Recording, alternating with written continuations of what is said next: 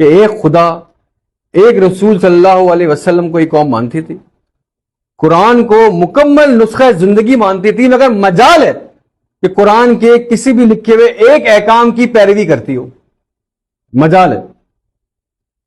شب و روز ان کے قرآن میں لکھے ہوئے احکامات سے خالی تھے، لیکن قرآن ہر گھر میں لپیٹ کے بڑی محبت کے ساتھ رکھا جاتا تھا۔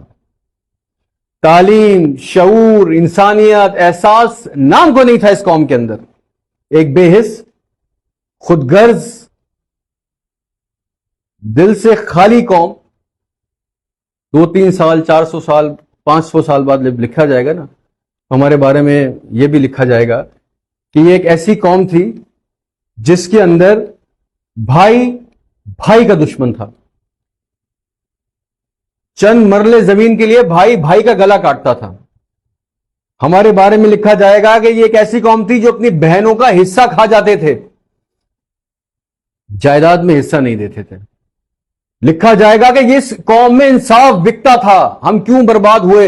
جب ہمارے بارے میں لکھا جائے گا نا، اللہ نہ کرے کہ ایسے ہی چلتا رہا،